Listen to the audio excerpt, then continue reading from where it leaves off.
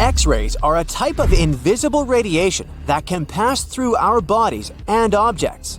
They're very important in the field of medicine because they allow doctors to see inside our bodies without having to perform surgery. Now, let's dive into how X-rays work. They're a kind of electromagnetic radiation, just like light or radio waves. However, they have much higher energy than light, which makes them able to go through objects that light cannot. Imagine you have a powerful flashlight. If you try to shine it through a wall, the light won't go through because the wall is too thick. But these rays have enough energy to go through walls and even our bodies. The discovery of X-rays happened by accident in the late 19th century. A scientist was experimenting with cathode rays, which are a type of radiation. He was working in his lab and noticed that a nearby fluorescent screen started to glow, even though it was not directly exposed to the cathode rays.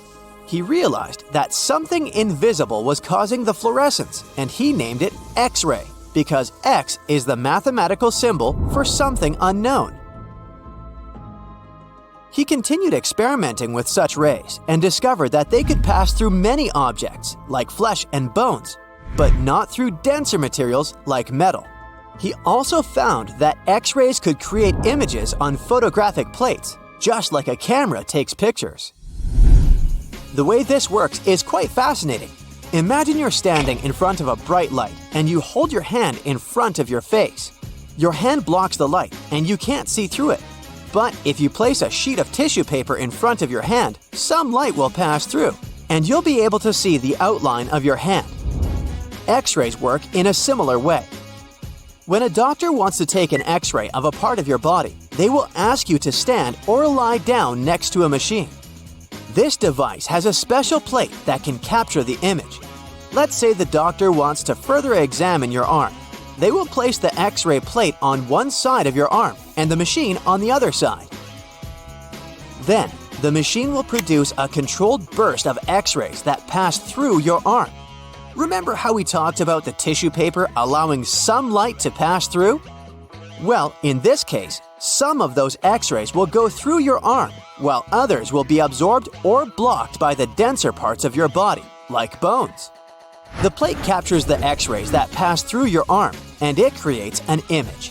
This image shows the bones and other structures inside your body, allowing the doctor to see if there are any problems or injuries. Now, you might be wondering why X-rays can pass through some things but not others. It has to do with the density and composition of the objects. Denser materials like bones absorb more X-rays, so they appear white in the image. So when you look at the result, you'll see your bones as white shapes.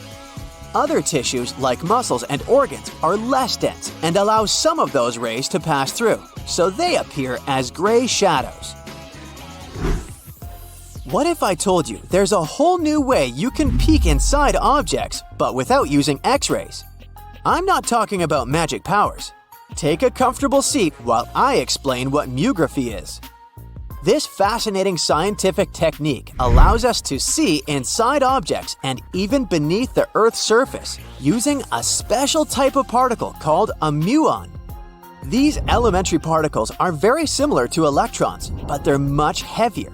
They are created high up in the Earth's atmosphere when cosmic rays, which are particles coming from space, collide with the air molecules.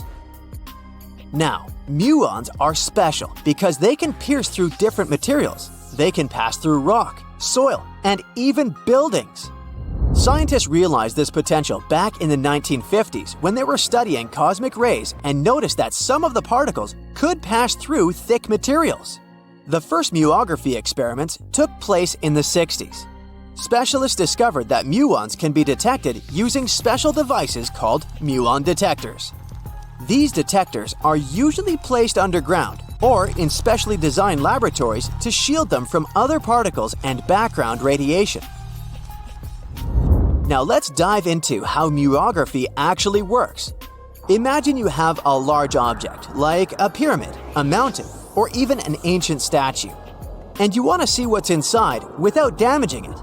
First, detectors are positioned around the object or in the area you want to examine.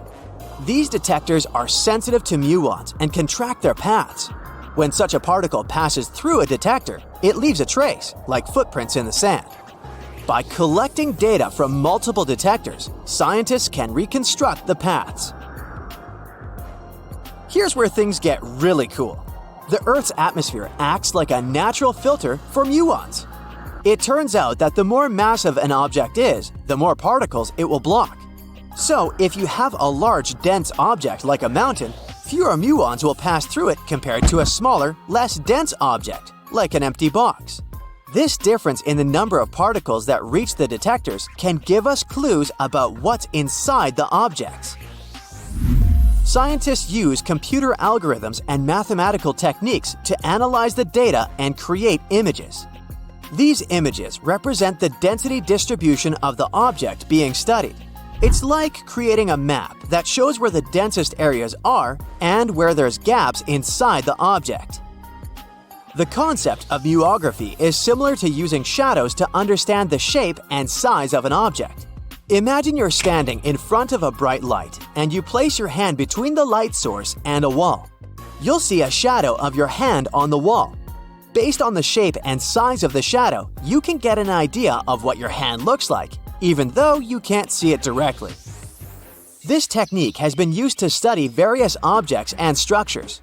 For example, scientists have used it to explore the inside of volcanoes and pyramids, and even to investigate the structure of mountains and the Earth's crust. With the help of this amazing technique, scientists have now uncovered new information about the Great Pyramid of Giza. They discovered something that had eluded tomb raiders for centuries. They found a hidden chamber. And guess what they named it? The Big Void. Yeah, I know, not the most creative name. They even used 3 different muon detection techniques just to be super sure that it was indeed a big, mysterious void inside the grandest pyramid of them all. Once news got out about this mind-boggling discovery, Egyptian authorities couldn't resist the temptation to explore further. So, they brought in an endoscope camera to confirm the existence of this epic void. So, they inserted a camera through one of the openings underneath the entrance, and voila! It revealed a corridor. More so, the corridor had a chevron ceiling. I can't help but imagine the ancient Egyptians using it as a cool dance floor. Another team of scientists decided to take another shot at scanning this newfound void. According to them, the Great Pyramid of Giza is a pioneer in the pyramid game. It used a technique called chevron to cover internal structures and keep them from collapsing. Now, why did the ancient Egyptians build this corridor and the grand void it leads to? One theory suggests that the corridor was built to relieve pressure inside the pyramid. Another theory says that the void could be a result of the pyramid's construction process. It could have been an internal ramp used to move roof blocks into position, and then it was left there or filled loosely with rubble. According to other enthusiastic explorers, there might be another burial chamber waiting to be discovered. They believe that the pyramids were built with a dash of randomness in the construction process. As the builders worked their magic, they realized that some chambers wouldn't be able to handle the weight of a majestic sarcophagus. So they made adjustments on the fly, creating new plans as they went along. You have heard about Nikola Tesla. You have definitely heard about the Great Pyramids in Egypt. But what if I told you that Tesla may have probably uncovered the ancient mysteries surrounding the pyramids? Wait, what? Is this a crossover episode? Nope. It's highly probable that the secrets of the pyramids are hidden in plain sight. But first, let's recap what we know about the pyramids. What's so mysterious about them? I mean, they are just old quirky buildings, aren't they? One of the biggest questions is how they were built. Some people think that the pyramids were created by people using only their hands and muscles. But others think that there might have been some kind of crazy energy source that we don't know about yet. Like, what if aliens helped out or something? Just kidding. But this idea of some unknown energy source being used to build the pyramids has been around for ages. Even in old texts, like the pyramid texts, it talks about how the gods gave us something to build a great power. So maybe there was something really powerful and mysterious going on back then? Who knows? Back in the early 1900s, he got obsessed with the Great Pyramids of Egypt. He read numerous books about these ancient structures and was blown away by how much energy they seemed to have. At that time, not many people knew much about electricity, and Tesla started to wonder if there was some kind of advanced tech hidden in the pyramids. He had an idea that the power of the pyramids had to do with electromagnetism, and he put a lot of time and effort into trying to figure out the mystery. Tesla had some pretty unusual theories about the Great Pyramids. He thought that they could actually store and move electricity, which could then be used to power up the areas around them. He also had this theory that the pyramids were built using some kind of crystal energy. He believed that the chambers inside the pyramids could have these super powerful crystals that could control the electromagnetic fields. But that's not all. Tesla also had this idea that the materials used to make the pyramids had properties that allowed them to trap energy from the sun and the moon. And not just a little bit of energy. He thought that the pyramid could actually create this massive energy field that could light up whole cities or even brighten up dark places. He thought that the pyramids could be used as giant power plants to generate electricity and run machines. Tesla even believed that the pyramids were somehow linked to cosmic energy, which could be used for spiritual enlightenment and healing. How very new age of him. Anyway, Tesla wasn't just pulling these ideas out of thin air. He was seriously into studying everything he could about the pyramids, from ancient artifacts and texts to hieroglyphs and drawings. And he came up with this idea that the pyramids were designed to be energy amplifiers, and some kind of unknown energy source was used during their construction. Some people thought Tesla was eccentric for coming up with these theories, but his ideas have actually had a huge impact on the way we think about the pyramids today. Researchers and scholars have been digging into his theories for years and using them to uncover some of the biggest mysteries surrounding these ancient structures. For example, recently scientists have used theoretical physics to investigate how the Great Pyramid of Egypt would react to certain radio waves. They found out that if the radio waves were a certain length, the pyramid could concentrate the energy inside its rooms and focus it under its base. The scientists did lots of calculations to figure this out. They first thought about what radio wavelengths would work best. Then they made a model of how the pyramid would react to the waves. They figured out how much of the energy from the waves would get absorbed or spread out. Lastly, they checked how the energy would move around inside the pyramid when the waves hit it. To help explain all of this, the scientists used something called multipole analysis. This is when you take a complicated object and break it down into simpler parts. Then you can see how each part interacts with the energy that's coming in. It's like taking apart a puzzle to see how each piece fits together. The researchers are interested in how all of this can be used in the future. They want to make really tiny particles that can do the same thing as the pyramid, but with light. By changing the size, shape, and the material of these particles, they can control how the light moves around them. This can be really useful for things like making tiny sensors or super efficient solar cells. The scientists had to make some guesses when they were doing their research. They assumed that there weren't any hidden spaces inside the pyramid, and that the material used to build it was all the same. But even with these guesses, they still made some pretty impressive discoveries. But the pyramid study is not the only proof that Tesla was ahead of his time. There are more Tesla's projects that seemed unrealistic at the time, but that scientists and enthusiasts reevaluate and try to implement today. Let's talk about Tesla's most ambitious project, the Wardenclyffe Transmission Tower. Back in 1900, Tesla was already a big shot when it came to electrical engineering in America. People were blown away by his amazing inventions and the fact that he managed to outdo Thomas Edison in the battle of currents. However, Tesla wasn't content to rest on his laurels. He decided to embark on his most ambitious project yet, the transmission tower at Wardenclyffe. It was built between 1901 and 1905, and it was based on one of Tesla's breakthrough ideas. He had a vision to make the impossible possible by creating a global wireless communication system. It would use Earth itself as a conductor, transmitting music, news, stock market reports, secured military communications, and even facsimile images. Does it sound familiar? Right, it sounds just like the internet that we use today, only without the use of any wires. But Tesla had a much bigger dream in mind: to transmit power wirelessly. He already proved that high-frequency signals could be sent without any wires using his Tesla coil transformers, and this sparked his obsession with wireless energy transmission. His vision was to not only transform the way we communicate, but also to find a way to transfer power currents globally by tapping into the Earth's natural energy. Tesla believed that there was an abundance of free energy all around us that could be used for humanity's benefit. In 1899, he conducted some top-secret experiments and got convinced that it was possible to transmit electrical power through the Earth's upper atmosphere. This is actually how the Wardenclyffe Tower was created. It was supposed to be the prototype station for a network of towers all over the globe that would provide the whole world with wireless energy. Unfortunately, Tesla didn't have the resources or the patience of his investors to bring this project to fruition. It ran into all sorts of financial problems and roadblocks, and in 1917, the unfinished tower was finally torn down for scrap metal to pay off Tesla's mounting debts. Now it remains a sad reminder that even the greatest minds can sometimes fall short of their dreams.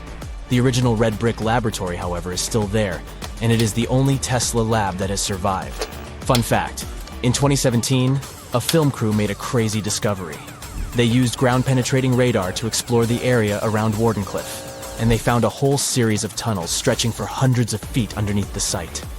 Nobody knows exactly what these tunnels were used for, but people have been speculating for years that they were part of Tesla's grand plan.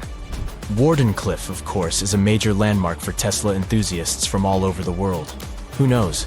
Maybe someone will finally crack the mystery of the tunnels one day. But even if they don't, the legacy of Tesla and his amazing ideas lives on.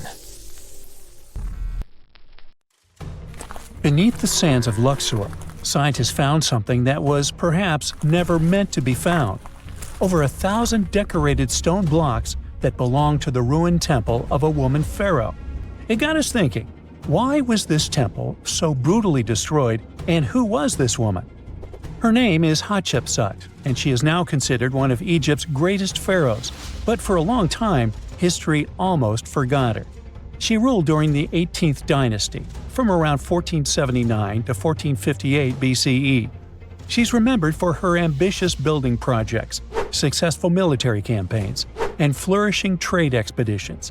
It turns out she was one out of 4 women to take the title of pharaoh in Egyptian history. The next woman would have to wait for 1,500 years to reign, and that woman we know as Cleopatra. The story of how Hatshepsut got to be a pharaoh is the most colorful part of this tale.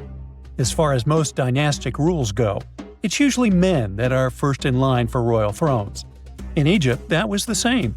That's why, when Pharaoh Thutmose I had a daughter as his firstborn, that was a big no-no as far as his succession line went.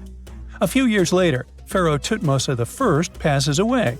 The crown passed to Thutmose II, who ruled briefly, only to leave the throne to his infant son, Thutmose III. In this scenario, Hatshepsut was this pharaoh's stepmother.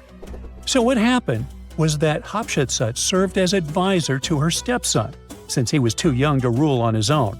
But after 7 years, she made an unprecedented move. She decided to seize power and declared herself Pharaoh of Egypt. Now this was not a simple power grab. Hatshepsut understood that if she wanted to rule, she had to present herself as a legitimate king. In a bold move, she adopted the full royal regalia, including the false beard, traditionally worn by male pharaohs. She was often depicted in statues and hieroglyphs as a man, wearing the pharaoh's kilt and headdress. But this wasn't about disguising herself. Experts believe she never tried to hide her identity. Inscriptions on her statues often included feminine titles, like Daughter of Re, or grammatical structures that combined male and female terms, such as His Majesty herself.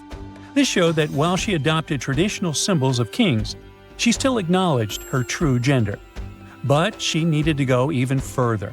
To legitimize her rule, she crafted an elaborate origin story. She claimed that the deity Amun himself had visited her mother in the form of her father, Thutmose I, and that she was his divine daughter. Now, this was no small claim, since pharaohs were seen as deities on earth. By aligning herself with Amun, she strengthened her right to the throne. In temple carvings, she depicted this divine birth with Amun, presenting her as his rightful heir.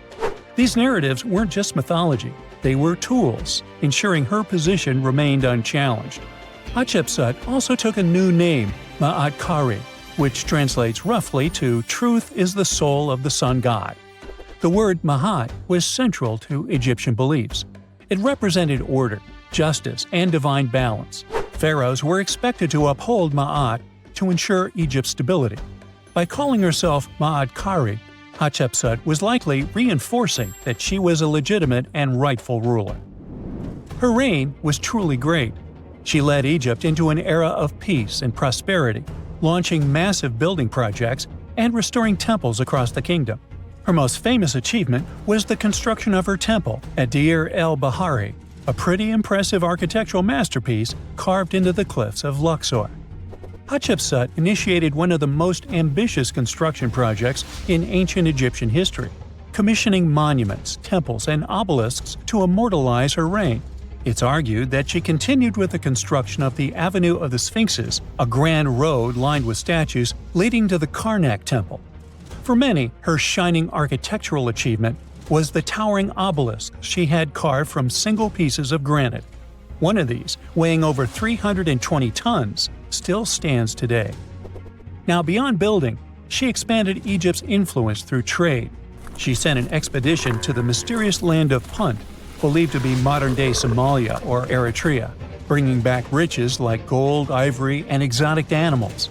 Her fleet of ships sailing the Red Sea marked the first recorded trade mission of its kind, establishing economic ties that would benefit Egypt for generations.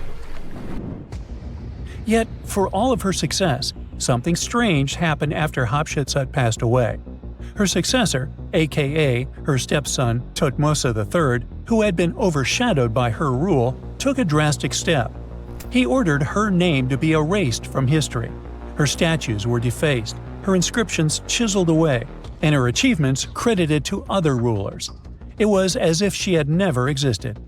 Some believe Thutmose III wanted to reclaim his rightful place as pharaoh, while others suggest that later rulers, uncomfortable with the idea of a female pharaoh, sought to restore traditional male dominance. The story gets even more tragic. The power struggle between stepmother and stepson continues, since, even after her passing away, Thutmose III built his own temple right next to Hatshepsut's at the Valley of the Kings. But he built his temple with one deliberate modification. His monument was built 11 feet higher than hers. Mind you that this was no accident, it was a symbolic statement. He wanted to overshadow her legacy. But history had other plans. Hatshepsut's legacy started to be rediscovered in the 19th century, and it was only through careful archaeological investigation that her reign was properly recognized. Today, Hatshepsut is remembered as one of Egypt's greatest pharaohs. Her reign, once erased, has been reconstructed through constant archaeological discoveries, proving that her power and influence could not be so easily forgotten. Her resting place had been hidden in plain sight, her body removed from its original chamber in an effort to erase her from history. This final piece of evidence cemented her legacy, proving that even attempts to erase a pharaoh could not really do it. Hatshepsut's grand temple, Djeser-Djeseru, was a stunning architectural feat, designed to immortalize her reign and solidify her divine connection to Amun. But after her death, her successor, Thutmose III, launched that calculated effort to erase her legacy, and parts of her temple were dismantled. Historians still debate why. Was it a dynastic power move, an attempt to restore traditional male rule, or a bid to strengthen Thutmose III's claim to the throne? Maybe he was just a jerk. Whatever the reason, the destruction wasn't immediate. It happened decades after her death, suggesting it might not have been a personal revenge, but a broader political strategy. Yet, despite these efforts, her temple endures, and so does her story, a defiant echo of Egypt's first great female pharaoh. Let's travel through space and time to another place, Dashur, Egypt. is known to be home to several resting places of people from ancient Egypt. In the year 2017, scientists uncovered a long-lost pyramid. They quickly called the Ministry of Tourism and Antiquities because they suspected it was going to be a big deal. Unlike most pyramids that were found in the area, this one was completely sealed. Lifting the capstone was a delicate process. When they finally managed to open the pyramid, they expected to find an undisturbed chamber. Instead, it was chaos. The place had been looted, and the personal items of the person that had passed away were scattered all over. But in the middle of the wreckage, they found a chest. Using the latest scanning technology, they managed to read the damaged hieroglyphs on its surface. What they found was unbelievable. The name inscribed there was as clear as day: Princess Hatshepsut. Ooh. The discovery made in 2017 also opened up a lot of questions. After further analysis, scientists discovered the remains belonged to another Hatshepsut. It belonged to a princess that lived during Egypt's 13th dynasty. The fact that a resting place had been looted before it was sealed made scientists wonder, were these ancient people trying to hide something about this public figure? And why is there almost no record about her in ancient Egyptian history? Ooh, stay tuned. Egyptologists have been digging around every inch of the Great Pyramid for ages. Yet somehow, they overlooked this stunning pink granite bathtub buried a few miles next to it. And here's the deal. This mysterious oval tube lying next to the Khufu pyramid for years may provide evidence that the Egyptians built the pyramids not only for monumental purposes, but also to generate electricity, experimenting with it long before Alessandro Volta and Thomas Edison. The Giza Plateau is famous for its three pyramids, Khufu, Khafre, and Menkaure. But there are also two smaller foundations next to them, the unfinished North Pyramid of Zayat el-Aryan and the Layer Pyramid. Some researchers say these buildings were never finished, while others think they were destroyed for more mysterious reasons. One of these reasons might have to do with the original usage of the Giza pyramids, the idea that they were used as an electricity generator. To connect these dots, we need to go back to the beginning of the 20th century. That's when an Italian architect and Egyptologist named Alessandro Barsanti decided to examine the Zayat el-Aryan pyramid. Near the site, he noticed something unusual: scattered granite fragments. To a casual passerby, these might have seemed insignificant, but Barsanti recognized the signs. You see, ancient Egyptians often used sites to prepare stones before transporting them to their final destinations. The fact that there was granite on the ground intrigued him. Granite was a more expensive material than the limestone typically used for pyramids, which suggested that it might have been intended for an important and possibly hidden structure. At a depth of 68 feet, they encountered a huge pink granite block. He kept going with the excavations, and they revealed ancient inscriptions carved into the stones. They sent the drawing to experts, but no one could decipher what they meant. Were they instruction sets to something? That's when Barsanti made his biggest discovery.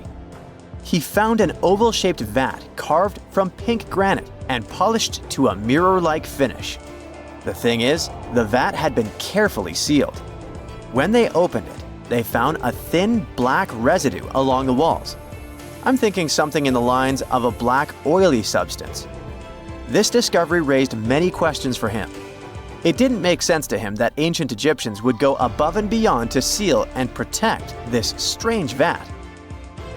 By 1911, Barsanti had to abandon his effort to figure out what was the deal with that mysterious pit. But his findings intrigued researchers all over the world, and they've got their own opinions about it. One of these modern theories suggests that the other pyramids could have been used as a part of a bigger whole. It suggests that the Khufu pyramid was actually used as a water pump designed to irrigate the desert area. Apparently, the pyramid's internal chambers would function as a hydraulic system.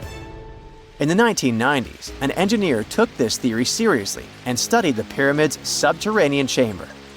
Surprisingly, he found actual signs of water damage. Apparently, the pyramid generated powerful compression waves, aka pulses, that could create electricity. This raised an important question. Could the ancient Egyptians have used the pyramids as a generator in order to produce electricity? On paper, that was proven to be possible, but hey, agreeing on the original use of the pyramids is probably one of the most difficult things in the world. So, we're still not 100% sure about this. Apart from that, Egypt is a playground for important discoveries regarding humanity's past.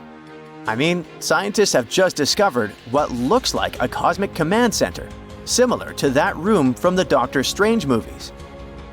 They discovered an L-shaped astronomical observatory, measuring around 9,000 square feet, dating back to the 6th century BCE.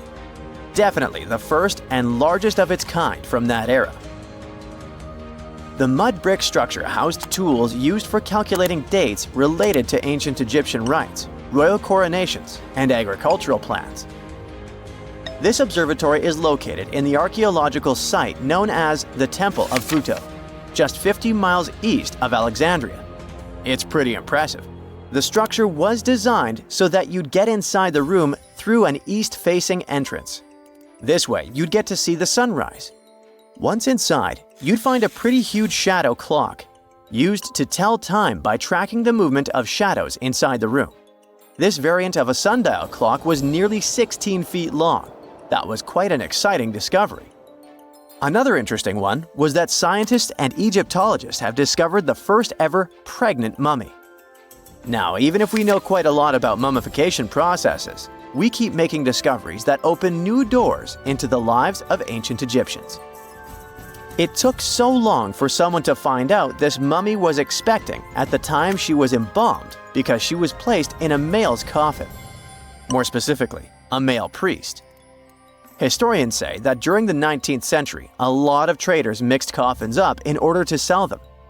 Yes, that means they opened them and switched mummies to please their buyers.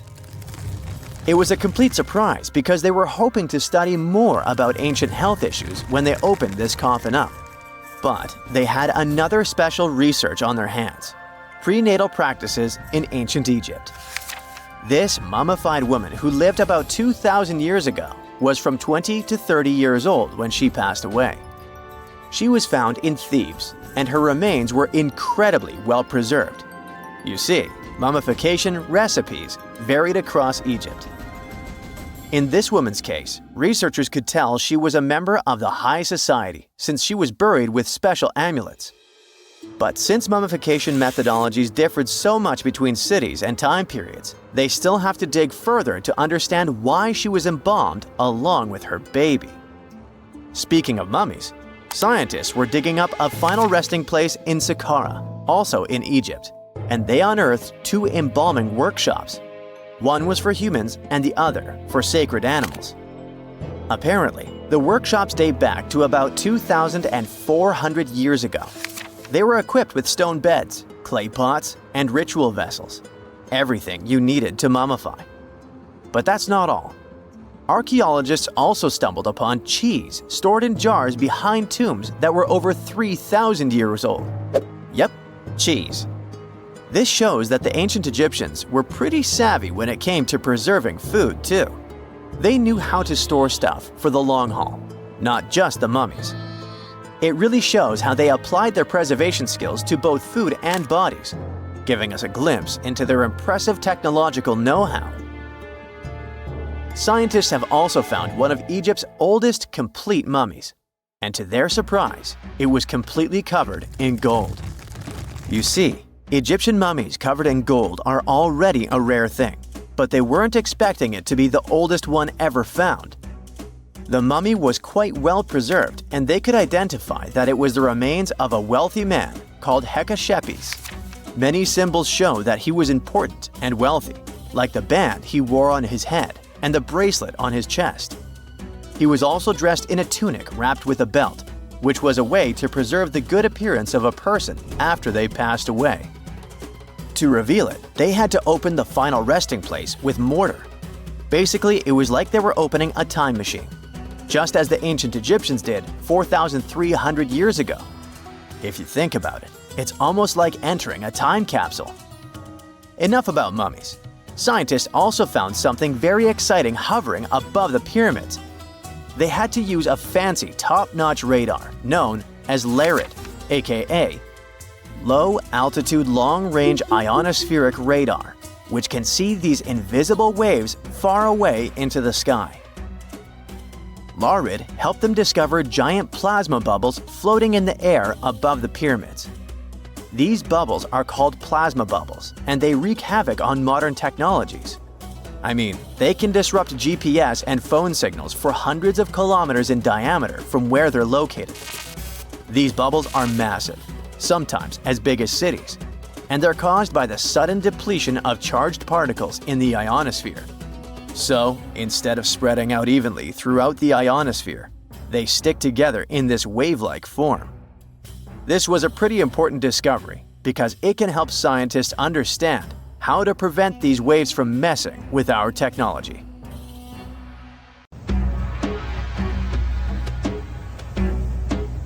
This is not a dune set. This is a very real desert in Niger. Jado was probably built by the nomadic Sao people and is filled with ksars, which are fortified houses made of salt and clay, with giant walls and secret passages. Located deep in the desert, it was once a vital stop for trans-Saharan caravans, but is now a hotspot for smugglers and bandits. The site has been off-limits since 2002 due to its dangers. The origin of the ksars remain a mystery. No archaeological studies have been conducted, leaving many questions unanswered. Even today, shifting sands reveal and conceal parts of these ancient ruins, fueling local speculation about what might still be hidden beneath the desert. Speaking of connective tunnels, scientists were blown away by the discovery of lava tubes in Saudi Arabia. These underground passages form when molten lava cools down. Researchers believe that ancient nomadic groups may have utilized these tunnels to survive the super harsh desert climates. While excavating the tunnels, archaeologists uncovered artifacts, rock art, and skeletal remains. The art and animal bones show that the people who used the tunnels were probably sheep and goat herders. They're still piecing together whether these groups lived in the tunnels for extended periods or just used them as temporary shelters. The Great Pyramid of Giza has been standing for thousands of years, but it's still hiding secrets. Using special scanning technology, scientists found two hidden structures under an ancient burial ground. The first is a shallow L-shaped structure, and below it is a much larger space that could be a final resting place or a chamber. The smaller structure was filled with sand on purpose, while the deeper one might be an empty chamber. Experts believe the two are connected, possibly as an entrance leading to a secret chamber. This is big news because it might give us some more insight into who built the pyramids and why. The world is full of ancient writing, but some messages refuse to give up their secrets, like the mystery of the Bashplemi tablet. This unusual stone, pulled from a lake in Georgia, is covered in symbols no one can read. Even with modern technology, experts are completely stumped. The tablet is about the size of a book, with 60 symbols carefully carved into its surface, but 39 of them don't match any known language. Some resemble scripts from ancient civilizations in the Middle East, India, and Egypt, but none are an exact match. To make things even trickier, part of the tablet is broken off, meaning a piece of the puzzle is missing forever. To rule out a hoax, scientists studied the tablet closely. They confirmed it's made of vesicular basalt, an extremely tough local rock. Whoever carved these symbols must have been really skilled. Based on similar archaeological finds, experts believe the tablet could date back thousands of years, possibly to the late Bronze or early Iron Age. Some symbols repeat, which could mean they're numbers. Maybe it's an inventory list, a record of battles, or even an offering to the deities. Until someone cracks the code, the Bashplemi tablet remains an unsolved mystery from the depths of history. experts are still stumped with what this Minoan disk might mean. The Phaistos disk is one of the most mysterious finds from the Minoan civilization. This 6-inch clay object, discovered in 1908, has strange spiral markings that no one has fully decoded yet. The disk has 241 symbols on both sides, showing everything from people and animals to tools and plants. Experts have come up with many theories about what the symbols mean. Some think it's an early form of Greek. Others suggest it's a prayer or a hymn. And some even believe it could be a letter from a king in Anatolia to a Greek ruler. Let's see who will be the first to figure this out. It's always a fun day at an archaeologist's office when they find something as big as a 2,000-year-old marble head. A French archaeologist mission went digging inside an old medieval house near Alexandria in Egypt and found a statue's head depicting an old, possibly ill man. This statue dates from the last Egyptian dynasty before it became part of the Roman Empire, and the site where it was found is associated with the likes of Cleopatra and Mark Antony. For archaeologists, even the smallest finds at this site means a lot. You've heard of Lucy, right? The Australopithecus that was an early ancestor for us humans. Well, scientists found some of her species' footprints somewhere in Tanzania. The so-called Laetoli footprints are over 3 million years old. The trail stretched 88 feet and has about 70 footprints, left behind when a bunch of early humans walked across some wet volcanic ash. What's cool is that these early humans were already walking on 2 feet, like us, not all hunched over like apes. The close spacing of the prints shows they probably had short legs and a shorter stride than we do today.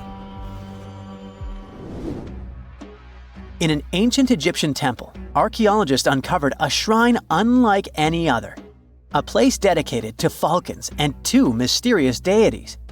One deity had a falcon's head, while the other wore a crown with a sun disk and cow horns. But the most baffling discovery was an inscription that read, "It is improper to boil a head in here." At the heart of the shrine, there are 15 headless falcons carefully arranged on a pedestal, likely as offerings to the falcon-headed deity. One theory suggests the birds were boiled first, perhaps to pluck their feathers, before being placed in the shrine, following the strange rule carved into stone. Archaeologists also found a 13-inch iron harpoon nearby. Its true purpose remains unknown, although the shrine also held remains of fish, mammals, and bird eggs, suggesting that the rituals may have included feasting. And speaking of ancient Egypt, meet Hathor. Scientists named her after the ancient Egyptian deity of motherhood, music, and singing. This wooden statue, housed at the Metropolitan Museum of Art, was thought to be just a beautiful artifact, until a surprising secret was uncovered. Using an X-ray machine, experts found a mechanical operating system inside it, with pulleys and axles connecting her shoulder to her left leg. When activated, the system made her hand raise and lower, an engineering marvel from over 3,000 years ago. The statue was created during Egypt's Middle Kingdom, around 1800 BCE, and is often compared to 19th century automata due to its advanced design. It's believed the statue was used in religious ceremonies, symbolizing Hathor's role in dance and music. An unexpected discovery happened in northern Kuwait, where a Kuwaiti Polish team uncovered a mysterious 7,500-year-old statue. The statue features an elongated skull, no mouth, narrow eyes, and a flattened nose. This feature is thought to be an Ophidian figurine, named after the Greek word for snake, and it was likely made by the Ubaid culture, a civilization known for their pottery skills.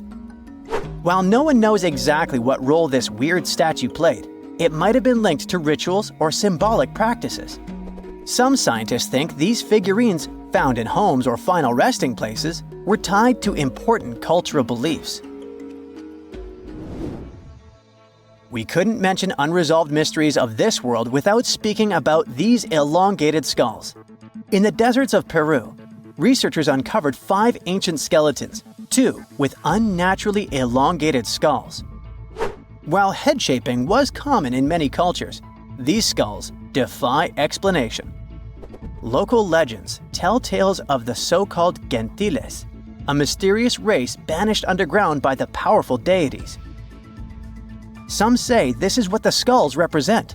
Others think this is some type of genetic anomaly, which was confirmed after finding an infant skull, too large to be artificially shaped. There are mysterious plasma bubbles floating around the pyramids of Giza. As bizarre as that might sound, let's get one thing clear right off the bat. There's nothing extraterrestrial going on here. Plasma bubbles are those weather anomalies that form in a layer of Earth's atmosphere called the ionosphere. This is an invisible layer surrounding our planet that stretches roughly from 50 to 400 miles above Earth's surface, right at the edge of space. In this layer, the sun, being the giant hot power that it is, basically cooks gases, splitting them into electrically charged particles called plasma. Here's where it gets interesting. At night, especially near the equator, these charged particles get disturbed, and when a bunch of them suddenly vanish at the same time, it forms what we call a plasma bubble. Imagine it like a big empty pocket where the plasma is missing or its quantity is lowered, but it's only considered a plasma bubble if this phenomenon occurs on a large scale, typically around 62 miles in size. If you're already packing your suitcase for Egypt and have put binoculars to look at the tips of the pyramids, I'm sorry to say that we can't see these plasma bubbles with the unaided eye. It's all happening way above our heads, completely invisible to us. Scientists need to use special equipment, like the Latitude Long-Range Ionosphere Radar, or LARID, to detect these bubbles. This advanced technology helps researchers track and observe the movement and formation of plasma bubbles in real time. This formation, by the way, can be triggered by solar storms. That brings us to November 2023, when an impressive solar storm occurred. On a scale from 1 to 5, this one was classified as a G3, which is considered a strong event. Solar storms occur when sunspots are basically cooler, darker areas on the sun's surface, release bursts of energy into space. These flares triggered several geomagnetic storms on Earth. While this might sound like doomsday stuff, it didn't disrupt our daily lives too much. In fact, it was great news for skywatchers, since the solar storm created stunning auroras, with the northern lights visible as far south as Greece and Turkey. But this particular storm in 2023 also had another interesting consequence. It caused the largest plasma bubble ever recorded by the Chinese radar. This phenomenon was so massive that it covered regions as far apart as the Egyptian pyramids and the Midway Islands in the Pacific Ocean. Now that's a huge distance, and it is a big deal for science. And that's because plasma bubbles are a growing threat to modern technology. Experts say they can disrupt satellite communications and GPS systems. So if you're using Google Maps or Waze and suddenly it can't figure out where you are, a plasma bubble might be to blame. Great. We now know what's going on with those bubbles, detected above the pyramids of Giza. But things get even weirder inside this ancient construction. Apparently, the Great Pyramid of Giza has the ability to concentrate electromagnetic energy within its interior. A couple of years ago, a group of researchers decided to see what would happen if they took this ancient architecture and hit it with radio waves. I mean, waves that are similar to the kind your phone uses, but on a much larger scale, up to 1,900 feet long. But since they couldn't just start blasting radio waves at the actual pyramid, they did the next best thing: computer modeling. Using these simulations, the researchers discovered something incredible. The Great Pyramid can actually concentrate electromagnetic energy within its internal chambers, as well as underneath its base, where an unfinished chamber is located. By concentrate, I mean something like trap it. For example, when you shout into a cave, you hear your voice echo back, right? The sound waves don't just disappear, they bounce around and get focused.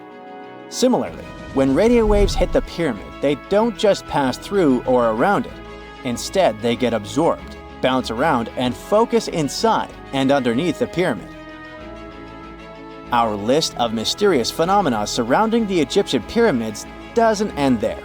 Inside the pyramid, there's a long, narrow passage that leads to what's known as the King's Chamber. This room sits at the center of the pyramid, and it's believed to have been the final resting place of Pharaoh Khufu, the ancient Egyptian leader who commissioned the entire thing over 4,000 years ago. When visitors step into the King's Chamber, two things normally strike them: the room's incredible acoustics and its heavy, imposing structure, which is entirely lined with red granite. Recently, scientists have started to connect these two facts. Some researchers now believe that the King's Chamber might be able to catch or pick up sound energy generated from other parts of the pyramid. In other words, this room might have been designed to amplify sound in a way that no other chamber in the pyramid can. To test this theory, researchers conducted an experiment where they sang in the Queen's Chamber, which is located directly below the King's Chamber. Here's where it gets wild. The music couldn't be heard in the lower underground rooms of the pyramid, but it sounded loud and clear in the King's Chamber. One possible explanation for this is the type of stone used in the King's Chamber: pink granite. Granite is known for its piezoelectric properties, meaning it can absorb energy from its surroundings, like sound vibrations, and convert it into electrical energy. This suggests that the chamber's unique acoustics might be due to more than just the shape of the room. It could be that the granite itself plays a role in amplifying and concentrating sound waves. According to scientists, these discoveries open up a whole new field of research into the pyramid's potential. Could the ancient pyramids have somehow harnessed the energy created by sound waves, or even Earth's natural vibrations? It might sound far-fetched, but considering the granite's piezoelectric properties are well documented in modern science, it's not entirely impossible. Who knows? Maybe we've only just scratched the surface of what the pyramids were truly capable of. Speaking of just scratching the surface, there's even more to think about, like how the pyramids ended up in such a perfect location. It seems the builders lined up the Great Pyramid with the cardinal points, meaning its sides are almost perfectly aligned with the four main directions: north, south, east, and west. There are many theories about how they did it, but one study suggests that Egyptians might have used the fall equinox to achieve this perfect alignment. During the equinox, the sun rises and sets directly in the east and west. It probably made it easier for builders to use the sun's position as a guide. By watching the sun during this time, they could make sure the pyramids were positioned just right. If we think about all these strange things about the pyramids, I mean their perfect alignment, the ability to concentrate radio waves, and the materials used in the chambers that might generate electrical energy, could the real purpose of the pyramids actually be much more complex than just being tombs? Well, Nikola Tesla thought so. It is said that the famous inventor and engineer was kind of obsessed with the Egyptian pyramids, and he wondered if they might actually be giant energy transmitters. He believed the shape and position of the pyramids could help them function as huge generators, capable of producing free, limitless energy. Some researchers agree with Tesla and believe that these massive monuments might have been designed as giant power plants. According to their theory, builders could have figured out how to move ions, those electrically charged particles in the atmosphere, by placing materials like copper, gold, and silver around the pyramids. So, it's definitely possible that the ancient Egyptians created a sustainable, renewable power source. Although this is a very interesting thought, we haven't been able to confirm this theory, and the true purpose of the pyramids remain one of humanity's biggest mysteries. Secant, cosine, tangent, sine, 3.14159. Yeah, that was the cheer we heard coming from the trigonometry club back in the day. For the rest of us in math class, Terms such as sine, tangent, and pi were just bewildering. Who invented these and why? Was their only purpose to make it harder for students? Well, not quite. Trigonometry was invented by the ancient Egyptians.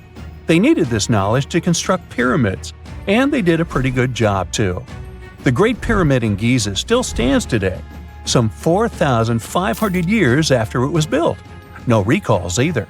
So let's get out of that classroom and on a journey through time to reveal the secrets behind the ancient Egyptians' precision. Here you are, standing on the Great Pyramid's construction site, some 9 miles from Cairo. Well, the city still isn't there, as you're surrounded only by the desert and teams of construction workers. They're transporting large stone blocks weighing 2.5 tons each. They're inside a wooden sled that sits on large rollers. A crew of 8 men rolls these blocks along the ground. You immediately think of the rollers on a supermarket cash register. The principle is exactly the same, but the scale is greater, much greater. Scientists estimate that the Egyptians used 2.3 million such blocks in the Great Pyramid alone. And the block in front of you is one of the lighter ones. The heaviest of them weighed up to 15 tons. But where did all these blocks come from? Most of them originated from quarries around Giza. It's not that impressive, you think, but wait until you hear how ancient engineers transported the granite used in construction over 500 miles to the pyramid. There were no railways or highways back then, but the mighty Nile was always there. Researchers even believe that the Egyptians dug a canal to connect the Nile directly to the pyramid's construction site. All they had to do then was to wait for the flood season to begin, and voila! The rising water levels floated the heavy stone blocks for them. But how did they lift the enormous stones on dry land to stack them up to the top? Did they use oversized cranes? Well, ancient Egyptians worked around this problem, literally speaking. One of the workers is now pointing to the giant ramp going around the pyramid they're building. This is how a mountain road zigzags its way to the top. If the ramp went directly to the top of the pyramid, then workers couldn't pull the stone blocks along it. It would be too steep. Scientists have calculated that 8% could be the maximum incline. So ancient Egyptians just extended the ramp around the pyramid. Again, these are all theories, as the ramp could have been inside the pyramid, as some researchers suggest. The exact building method is still a mystery, guarded by the Sphinx. That's its real name, right? Wrong. As the Great Sphinx is just the statue's alias. You know, the name writers take when they want to hide their true identity, or a singer's stage name. The Sphinx's real name, translated from Egyptian, means Horus in the horizon. That was the name for the Egyptian deity of the sky. The trail of mystery doesn't end there. As a man walks past you with a bucket of paint, he's going to add a touch of color to the Great Sphinx. Researchers found specks of this red color next to its ear. That was some strong paint, as it survived for thousands of years. You are now standing straight in front of the Sphinx. You look up. It's very tall, right? 66 feet to be precise. Now resist the urge to take a selfie. You can do it. Now you notice something else. It looks like the Sphinx is in the center of a giant triangle in the back. That's one side of the Great Pyramid. And no, your eyes are not playing tricks on you. The Sphinx really does sit in the center of the pyramid's lateral face. Here's where math comes in handy. A pyramid has 4 sides, called lateral faces. There's also a 5th face, the base, but that's not visible. It's, wait for it, face down. The Sphinx has one last mystery to reveal: its age. Scientists agree that Pharaoh Khafre built the Sphinx. He ruled after his father, who had built a great pyramid nearby. So both structures were finished around the same time. Let's talk about numbers again. You've heard of Cleopatra, the Egyptian princess described as a woman of great beauty. Hello? She saw the pyramids, but she lived closer to the time of the first iPhone than the time of the people who built the pyramids. Fascinating, right? You can see thousands of people around you. They're working hard to build the pharaoh's tomb. But how many of them are there exactly? One Greek philosopher estimated there were as many as 100,000 workers. Seems like an okay number for such an enormous structure, but it can't be true. Science simply can't back up this number. Egyptologists put the total number of workers at 30,000. And yes, Indiana Jones was one of them, at least on the big screen, but he showed up late. Egyptologists know a lot about the pyramids, but not everything. Not because they don't want to, but because they haven't yet dug up enough evidence. They can only guess how the building process went. First, engineers would arrive to choose the right spot and do the necessary measurements. That's why they needed all that complicated math. Then, it's time for sourcing the material, the large stone blocks I mentioned earlier. When boats deliver them to the site of the future pyramid, workers can finally do their thing. They operated in smaller groups, but there were at least 2,000 of them chiseling and carving away at any given time. Sounds like a typical construction site today? Well, that's because it is, just thousands of years ago. It's amazing what ancient Egyptians were able to achieve with just copper and stone tools. The pyramid is now complete in front of you. But is it the same pyramid we see today? Why is this structure shining bright in the desert sun? Isn't it supposed to be a dusty yellow color? Well, no. Human activity and the elements have completely stripped the outer layer of stones over time. Expert craftspeople polished these blocks using nothing but stone and sand. The end result was a smooth and shiny rock. On the day it was completed, the Great Pyramid of Giza was a perfect triangle of light. Its polished sides acted like giant mirrors, reflecting the powerful Egyptian sun. This is the point where you should put your glasses on, and that shiny thing you see at the pyramid's very top is actually gold. The capstone at the top of the pyramid is called a pyramidion. It was covered in sheets of gold. As you can guess, these were the first stones to disappear. Let's make another stop before we get you back to your classroom. We travel to the British Isles, and no, Stonehenge isn't our destination. It is Newgrange in County Meath. Scientists estimate that the ancient peoples of Ireland built this stone monument around the year 3200 BCE. This makes it older than both Stonehenge and the Great Pyramid in Giza. The function of the circular mound in Newgrange is the same as the one of the Great Pyramid and equally mysterious. The estimated amount of loose stone present in the valley is over 220,000 tons. And it's not just randomly thrown on a pile. The order in which the stones are set makes the structure water-resistant. That would explain how Newgrange had survived for so long. Kinda makes you want to splash out the cash for that waterproof phone case, huh? Well, you're back in your school desk, but today's math lecture is the last thing on your mind. You're thinking about how great the Egyptian pyramids are, and if we have something similar today. It turns out modern engineers are just as impressed with the Great Pyramid as you are. There's a glass pyramid sitting in the main courtyard of the famous Louvre Museum in Paris. The panorama of San Francisco wouldn't be complete without the 48-story Transamerica Pyramid. But Las Vegas went the furthest. There we find the Luxor Hotel. It's so big that it's the third largest pyramid on the planet.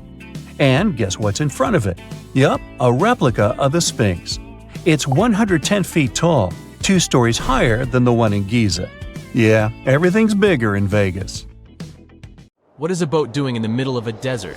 You would expect to find a seagoing vessel closer to shore. This is the question archaeologists had been asking for decades. In 1988, there was a storm near one of the most important archaeological sites in ancient Egypt. A wooden structure emerged from the sand. It was hollowed out by termites. Scientists were determined to solve its mystery.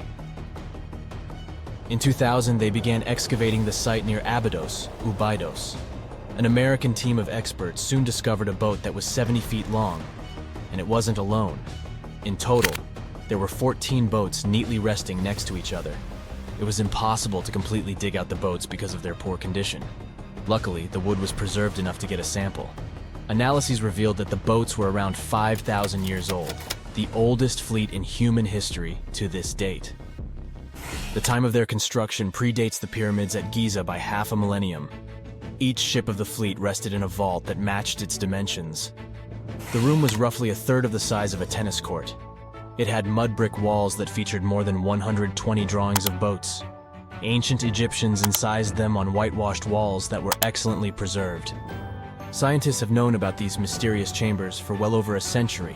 1901, 1902. A British archaeologist, Arthur Weigel, stumbled upon a strange structure west of the River Nile. His team caught a glimpse of the interior walls. Sadly, a section of the roof collapsed, so they had to call off further exploration. Researchers abandoned the site, but its location remained on the maps. The boat's position first led scientists to think that they rested on a bank of the mighty Nile. But there was a problem with this theory. Today, the river flows almost 7 miles west of Abydos. Further studies of the surrounding terrain showed the Nile didn't change its course throughout history. Also, if the boats floated near a dock, they would be in unstable positions. The 14 vessels at Abydos were perfectly parallel to each other. There was only one conclusion possible. Someone had deliberately placed them like that. They must have gone through a lot of effort. Each boat had enough room for up to 30 rowers. These vessels could really float. They weren't models, but scholars still don't know if they actually sailed any body of water in ancient Egypt. This doesn't diminish the importance of the find. Previously, archaeologists found only small-scale models. In King Tut's tomb alone, there were 35 boat models. For a long time, these figurines were the only clues as to how ancient Egyptian vessels looked like. The boat's design confirms that they were the real deal. They are the earliest surviving examples of something called built boats. Ancient people constructed primitive vessels by hollowing out large tree trunks. The alternative was reed that was tied together to form a raft. The boats at Abydos had planks tied together. This was a major breakthrough in shipbuilding. During their lifetime, the boats must have seemed impressive. Timber was a valuable commodity at the time. There was no wood in the desert. Cedar had to be imported from Lebanon. The only person who could afford such luxury was the pharaoh. Studying the area around the ancient fleet provided more answers. Scientists discovered a mud brick structure where Egyptians worshipped the pharaoh. Its approximate date of construction matches that of the wooden boats. The same bricks out of which this building was made were used to encase the fleet. At the time of their construction, the rooms they were stored in had a ceiling. That's the section that archaeologists stumbled upon in the early 20th century. Just like mummies and coffins, these marvelous ships rested inside splendid vaults. The exterior of these rooms was also impressive. The outer walls originally had a plaster of white limestone. It reflected sunlight. In the desert sun, the structure housing the boats must have shone from miles away. Ancient Egyptian builders used the same technique to cover the pyramids 500 years later. Today, their surface looks jagged, but it wasn't always like this. When they were constructed, the pyramids had a top layer of fine white limestone. Their surface was smooth and it gleamed in the sunlight. Instead of stairs, the outer layer of the pyramids was more of a sleek ramp. Archaeologists were left with one final question. Which pharaoh owned the fleet? The answer lay just a mile from the site. This is where the tomb of a pharaoh from the 5th dynasty rested, King Senwosret III. Its time and style of construction matched the ones of the chambers with boats. The very end of his rule might explain how the boats ended up in the middle of the desert. The pharaoh probably passed away in northern Egypt. Then his body was transported down the Nile to Abydos in a marvelous procession of decorated boats. The vessels were later lowered to chambers near the final resting place of their owner. This had a symbolic meaning. In the ancient Egyptians' belief system, ships played a key role. Their supreme deity was Ra. He traveled through the sky during the day in the form of the sun. At nighttime, he sailed through the netherworld in a solar boat. The pharaoh identified himself with Ra. That's why he needed boats in the afterlife. That was the only way to regenerate himself. Just as the sun rises every day above the horizon. This belief existed for thousands of years. The more famous Pharaoh Khufu also had a ship. Scientists found it in 1954 next to his pyramid at Giza. It is some 4 centuries younger than the fleet at Abydos, but Khufu's ship was almost 2 times longer. The Great Pyramid of Giza and King Tut's tomb are some of the most famous archaeological finds in Egypt. But there are many more secrets hiding beneath the endless sands of the Sahara Desert. Recently, 2020, archaeologists found a lost city there. They have labeled it as the most important discovery since King Tut's tomb, 1922. The city of Aten is some 3,000 years old. Historians hope it will give them a unique insight into the everyday life of ancient Egyptians. The famous archaeologist and Egyptologist Zahi Hawass proclaimed the site a lost golden city. Aten sits some 300 miles south of Egypt's capital, Cairo. It is close to the famous Valley of the Kings. Archaeologists first found sections of mud brick walls that spread out in all directions. They discovered complete rooms with tools of everyday life inside. The research team unearthed a bakery, a residential neighborhood, and an administrative district. They all date back to the time when the Egyptian civilization was the wealthiest in its long history. They were also the first to make objects from iron. In 1911, scientists found a set of iron beads near a village in Lower Egypt, El Girza. These are the earliest known iron artifacts. The discovery is literally out of this world. Ancient people made them by beating into shape a piece of a meteorite. The 9 beads were once part of an ornate necklace. They are now blackened and corroded, which is perfectly normal for a piece of jewelry that is over 5,000 years old. They consist of an iron-nickel alloy. Researchers were impressed by the skill of ancient jewelers who processed the beads. Their craftsmanship is more impressive when you think that they didn't know the stellar origins of the material. The Great Pyramid of Giza also has a remarkable feature. An international research group investigated the electromagnetic response of the structure to radio waves. They found that the pyramid has the ability to concentrate electromagnetic energy inside it. This occurred inside its chambers as well as under the pyramid's base. It contains an underground, unfinished chamber. It seems that the electromagnetic response is connected with the properties of limestone, the Great Pyramid's main building material. The research results might have a practical application. The way solar cells and nanosensors function could be improved by this remarkable find. It's 1898, and you're taking part in excavations in Saqqara. This place, not far away from Cairo, is full of ancient tombs and pyramids. You're in your Indiana Jones mood and hope to find something really phenomenal to become famous. Gold, manuscripts, treasure maps, mummies of famous pharaohs. Wait, a wooden bird? You're really disappointed as it looks like a regular toy. An old one, but still. Little do you know that years later, someone would propose that your bird was actually an ancient monoplane. So the artifact, nicknamed the Saqqara bird, is made of a sycamore tree. The birdie has a wingspan of just 7 inches and weighs around 40 grams. A perfect original souvenir from Egypt, I would say. It's over 2,000 years old and looks pretty plain, without any carvings of feathers or other intricate ornaments.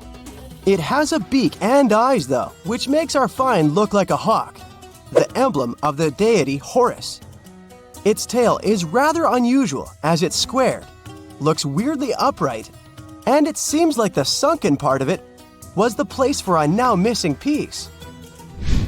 Humans love solving a good mystery, so there have been several attempts to explain the use of the birdie. First, quite simply, is that it was a ceremonial object. The second idea is that it was a toy for a child from some well-off family. It could have been some sort of boomerang, which was a popular concept in ancient Egypt. Then there was a theory that the bird had been used as a weather vane.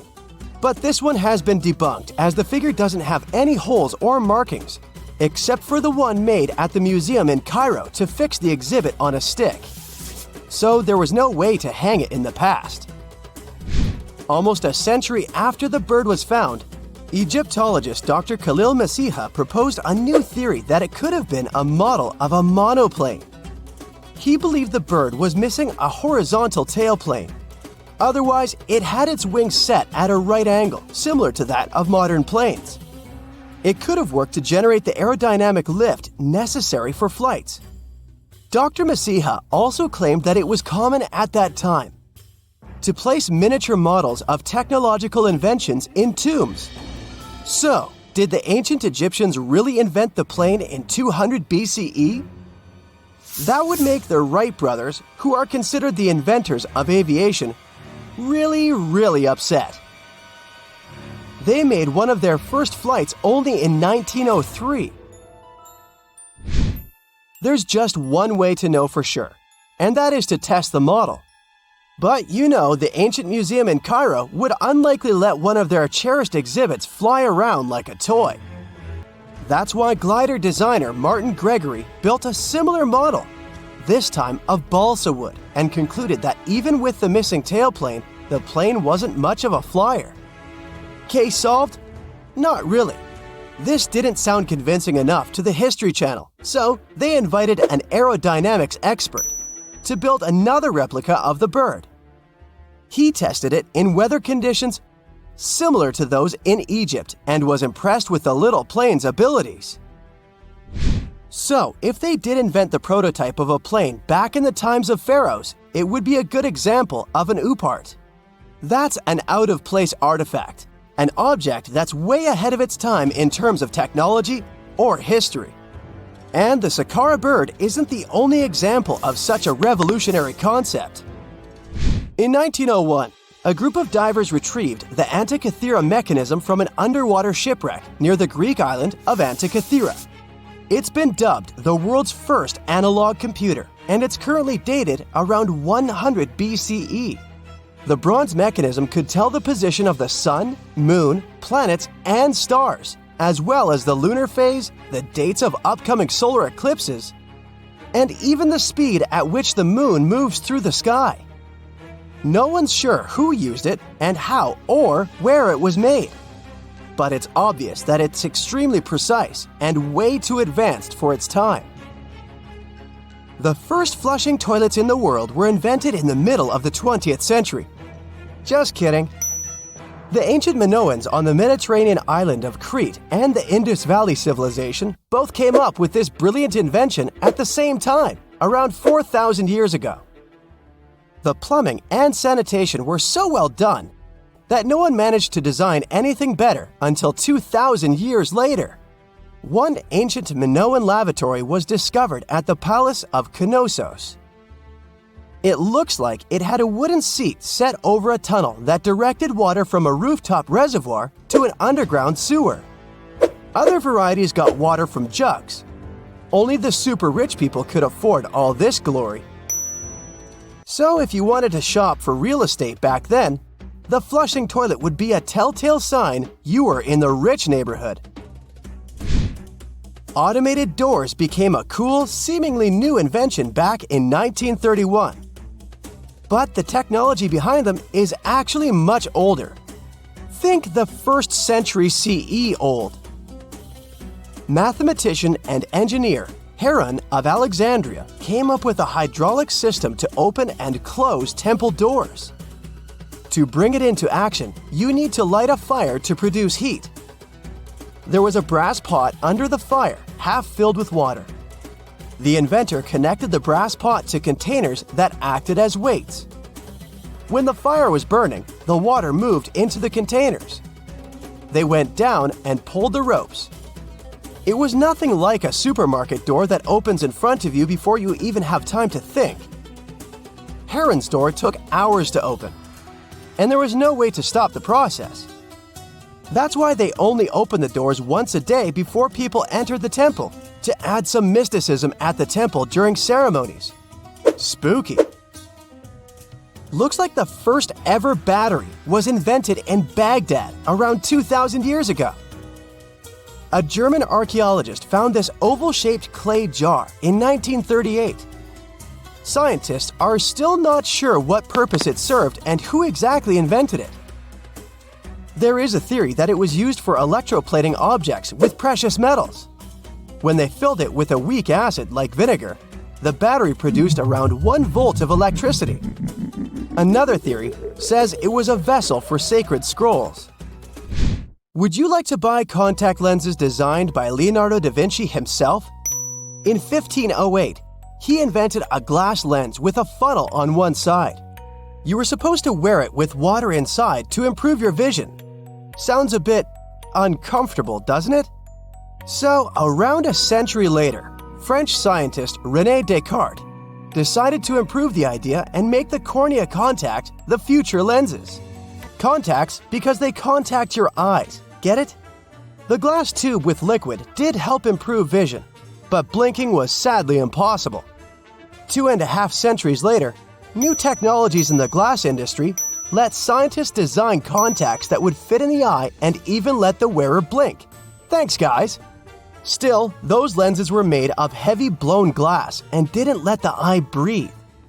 About 50 years later, contacts became plastic, lightweight, unbreakable, and scratch-resistant, but still covering the entire eye. And then, in 1948, an English optical technician accidentally sanded down a plastic lens and figured out they'd still be in place even if they covered only the cornea. Imagine you're living in 19th century London and need to send a message to New York. It would have taken about 10 days to get there by ship. So when delivery time went from days to hours in 1858, it was a true sensation. The first message was sent by Queen Victoria herself. It was all made possible thanks to the transatlantic telegraph cable, running under the ocean. Sadly, the new cool invention only lasted a few weeks. It took years to bring it back to life.